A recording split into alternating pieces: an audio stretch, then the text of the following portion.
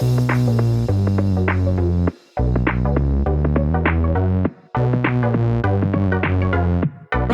to another episode of Chris and Dave's Reality. I'm one of your hosts, Chris Phelps, and my co-host and very good friend is Mr. Dave Horrocks.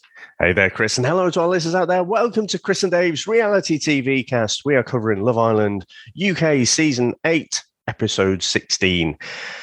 Now, Chris, we had a double dumping tonight. Is that what did you reckon to the choices there? I think it went exactly how we predicted, and I think how the public predicted it was going to go. I've got a theory, though, Dave. I'm coming in with a theory. First thing on the podcast. My word. So my theory is that obviously Dami getting into India, we know that Dami is well liked, India's liked, but Amber and Ekin-Su was liked, but he didn't do anything and he was just too chill really for Love Island. I don't think he understood that you've got to do a bit of grafting and that, didn't he? And he was having a great time. And there was people saying like Ekin-Su and India's relationship probably like an organic, real one. You know, it's not so that's all passion like Love Island within a day or so they're together and they're joined at the hip. It's more like they got on, they did their own thing, and then that was it. But Amber didn't like Dami at all. I think he gave her the ick. We've said it loads of times. I just think, though, Dave, the way Dami all of a sudden sort of threw his love in there for India or his like for her, and then the partners both get voted off. Now, I think Dami and India is a far better couple. I think there's something there between them. I agree with that coupling up, and I'm happy if they make it sort of thing on the show and that. Great, no problem. Dami, I like Dami a lot.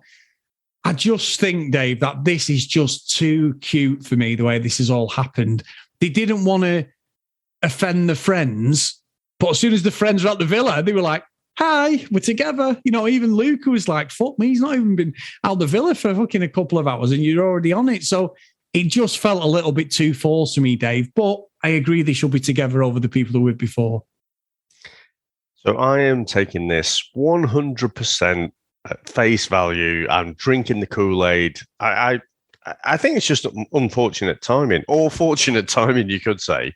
You know, we'd seen, especially with Dami and Amber, she wasn't interested. Excuse me. She wasn't interested at all. And I actually think that the timing of the public vote probably didn't do Amber any favors, because I think it was probably close between her and Tasha, because Tasha's not really done anything either. But that bit of drama that we had with Amber and Ekin-Su, I think she'd have got a few more votes just from that, but the vote had already happened. So I think, we had seen chats already, with Dami and India. And so I think it's just one of those things that's organically grown. And then it's just the timing's a bit shit. It's like, right, okay, so we'll tell everyone tomorrow. That's fine. Then there's a public vote and everything. And then each of their partners goes out. Like I say, it's the way it's worked out seems on the surface convenient, but I think we'd seen the chemistry between them, and you can see straight away they're already further advanced in terms of chemistry than either of the previous couples. Yeah. I'm with you. I think they're the right couple. It was just so easy to go down that route, and I do think Dave, even. I was going to talk about Jay, so sorry about that, Dave. I'm not replacing you, I promise. But, I don't like Jay, Dave. I know he was up for voting and everything, and obviously Tash and Andrew were and all that, but he's a bit of a sneak, Jay, and he seems to throw in little grenades here and there, doesn't he, within the group, and he's already looking at where his options are if Ekin-Su goes. Even though she didn't get voted off, he had a discussion with Gemma about it, and she's like, well, what do you want me to say? Well, who do you think? And then he sort of said Paige, left field, lo and behold, snogs her. Now, even though she said he was the most untrustworthy. Yeah, great foundation, Dave. So that means these two are definitely going to make it on the outside now. But it was just, he's sneaky, and Ekin-Su does herself no favours. I've got to say, Dave, I think Jay's been a bit of a snake, but you all mock the reality radar. Every one of you's mocked him. We've had Joe, we've had Hannah, we've had people on our Facebook page giving us aggro, Dave. Now, It was discussed. Apparently, today. there are Radarians. Yeah, there is Radarians. Radarians. Radarians. That's probably how you would say it. Yeah, these people who support the reality radar, they're Radarians, apparently. I think you keep reading them out. I think it's the one person, isn't it? You want to see how many Facebook profiles I've created, Dave, just to justify it. But it was mentioned, and even Ekin-Su said, when Jay asked her, who would you kiss, who's the most attractive? And she went, probably Davide.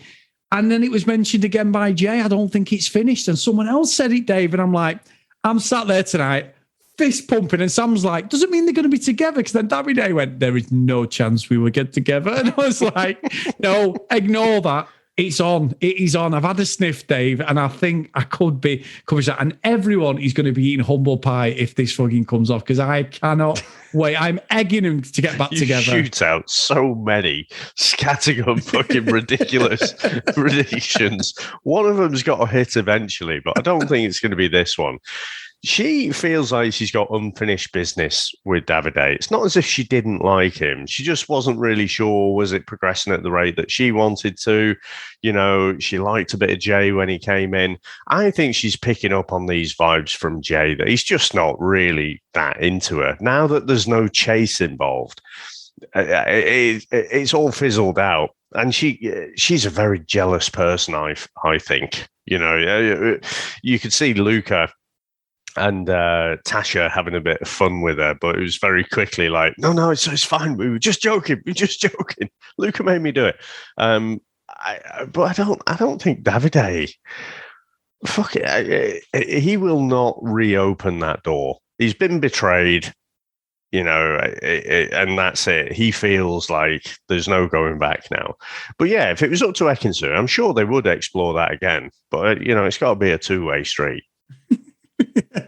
Dave, anything can happen in Love Island. I am sticking to this 100%, and it'll be the greatest fucking comeback ever. You'll get yourself a little crown from Wish or something to walk around the house with.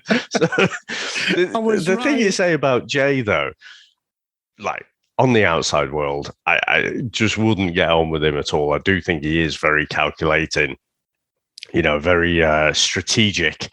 But I kind of like the fact that we've got a nasty Nick in there. You know, he's clearly playing a game. I think I said yesterday that the fact that Ekin-Su was in the bottom three would have him thinking, you know, I need to couple up with someone else. He'd already said about, you know, not wanting to be in a couple that was isolated. He knows that the votes are coming up at some point where, you know, they might be vulnerable, and then the Islanders have to vote a couple off. Well, if you isolate yourself, you're fucked in that scenario. Yeah. So he is playing that game, and he's playing to win. So I appreciate him being in the show, even though I think he's a total douchebag. I just think he's good. It's like Ekin-Su, you know, she's a bit of a drama queen, but fucking hell, you wouldn't want her out of the show, would you? So I think I'm looking forward to a few fireworks here. And I'm hoping your reality radar prediction is wrong, because I'm hoping they stay together just long enough, you know, for Jay's head to be turned maybe by a bombshell that's coming in rather soon. Well, yes, Dave. A very pretty girl. Looks like she's on the way in.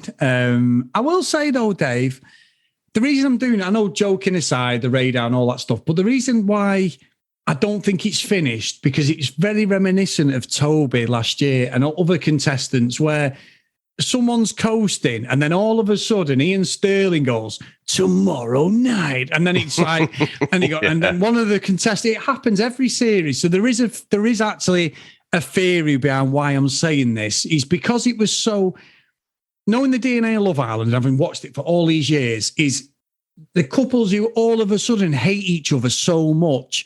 There's been plenty of examples, Dave, where they have a moment and they're like, oh, hang on a minute. And then it gets everyone talking on social media going, I cannot believe they're getting back together. One, because of what Davide said, Dave, and obviously with Ekin-Su and the way it all happened. I just feel we're going to get an Ian Sterling tomorrow night moment with these two, and there's going to be something happen. And that's the reason I'm saying it. It's not I know you say me scattergunning stuff, and I will come out with some outrageous stuff, but this this is the one that I feel it isn't finished, and it just is a Love Island special, because everyone on social media would be going crazy if those two got back together. Well, I think when you first mentioned this, I said it's not one that I'm dismissing completely, because I think depending on how the game goes, look, they could end up in a friendship couple, or it could go another couple of weeks or something. I do think Davide is turning into this season's Anton. Yeah. He's a beautiful looking guy, but for some reason, keeps ending up single. But I don't see it. But yeah, I'm not quite ruling it out. I just think that, it will be a closed door for him. But like you say, if something mad happens and then he has a moment of weakness, he's like, oh, fuck it. Yeah. But I don't know. Once you've broken that trust, Chris, I think it's really hard to come back unless you're playing the Love Island game. Yes, exactly. That's all that I'm thinking about in my head, Dave. That it is Love Island 101. But you're right. Yeah. This prediction shouldn't work, and I'm quite happy to be Jon Snow in the middle of the battlefield, and I'll bat all the abuse off I'm going to get for this. There's be plenty. It's just something just sitting with me. So all the other stuff, yeah, we can all laugh and joke about. This just doesn't feel. This feels like there's something, and I don't think Jay's into it. As you've said, he's playing a game. I don't think Ekin-Su's into it. I mean, she kissed him, like who's the most attractive guy and all this, but I think it might be going the other way, where we thought Ekin-Su would sort of play around with him like a kitten does with the old wool ball, Dave, and throw him away. But I think it might be the other way around. I think there could be a few moves going down here from Jay. When the question came up about who was most needy, and I think Danica, it must have been flashing through her mind, to go with Ekin-Su. But she thought, right, that will definitely lead to some drama. So she chose Luca. But when I thought about it, I was like, yeah, actually, Luca probably is the most needy, even more so than Ekin-Su. But I do think Ekin-Su is really quite needy as well. But what did you reckon to Luca's reaction there? Pissing myself. He was fucking fuming. I mean, Danica, she didn't hold back at all, did she? And she sort of like teed Gemma up. Gemma was laughing. Even when they were doing the game, she was right. The game later on, Gemma, it was in comrades. She did snog Davide as well, and he's sort of right. Yeah. He's like the fucking guy she's sharing a bed with, who I'm not supposed to be bothered about. She snogs him, but it's a game. Would it have been better if she'd have snogged Jax? Exactly. Exactly. You want a one, would you? No, it's just. It's a fucking game. Get over it, Luca. I think, you could look at it positively and say, look, he's been a right old gentleman there. He's showing the commitment. He's sleeping out there on the bed. But it's like, it's fucking Love Island. I think there's plenty of obsessive and possessive red flags there. And, Chris, I'm here for it. I think it's great because there is something bubbling there. I don't know exactly what it is, but something's going to blow up at some point, because that is not right the way he's behaving there. No, it's not. And I did like when he said something about, she was a shit kisser anyway. What was yours like? And Gemma sort of smiled and went, yeah. I started laughing to myself. Obviously, it wasn't. I'll tell you one thing, Dave, just so about Danica. I'm not feeling, I said it yesterday, but there's just something off with her. She's too cocksure of herself, but there's nothing backing it up. Like she was having a chat with Davide going, maybe in a few days we can, and I'm thinking, hang on, you're not going to be here in a few days if you carry on. Because I don't think she's very popular with everyone. I mean, respect for wearing a wool bikini, Dave. That is like, what the hell like that something was. Off Star Wars or something, isn't it? Yeah, I don't know. Fucking did skin Chewbacca and put it into a fucking bikini. But don't go swimming in that. No, you can't, to be honest. You can't. But she's very cocksure of herself, really like confident, which is not a bad thing. But I think it's putting some of the guys off because she's being quite upfront and they don't know how to react with it. But I can't see a connection with anybody that she's made at the moment. She's had these conversations where she's chatting and she's doing this, but I just don't feel that there's anybody's taking her up on it. I think she fucked up choosing Luca in the first place, didn't she? She could have chose Davide, say, and then tried to build a connection there and got to know other people in the villa. But she's chose Luca. Luca's treated her like absolute shit. It's like, when he got back to Gemma, he's like, oh yeah, I thought she had a good time and everything, do her a favor, like, why don't you? But, by going for him and then him just acting like a spoiled kid over it, I think that has almost left her with no real obvious allies, because she's not, all right, she might couple up with Davide, but she's got to really work hard for this now. She had a free hit. She basically had, she could choose from anyone, chose a person who's decided to sleep on their own outside. So, actually, I say outside. They used to have to go on the day beds. This seems to be indoors, doesn't it? Yes. Yeah. I think there should be some sort of consequence. I like the fact that, if they have to sleep on the day bed, they get bitten to death by mozzies. There has to be some consequence. They have to feel a bit awkward about it. That's the whole thing about the coupling, isn't it? So, yeah, that's lost it a bit with this particular villa for me. So, yeah, I don't know. I think if you come in as a bombshell and you make the wrong call, I think you can find yourself quite isolated. So who was the girl who chose, like the tattoo artist who chose Toby? Oh, gosh, last year. Just before Casa Amor. Yeah. Absolutely stunning girl. She fucking bet on the wrong horse. It wasn't obvious to her at that time, but, it's just before Casa Amor. And then soon after Casa Amor, she ends up out on her own. So I think Danica might be, her time in the villa might be short-lived as well, unless you get a couple of guys coming in there and one takes a shine to her. She looks quite vulnerable right now. No, I'm with you, Dave. I'm with you. So, Dave, we have had an email from Kristen. It's not a long one, but it's a good one. It's entitled it Jay. Hi, Chris and Dave.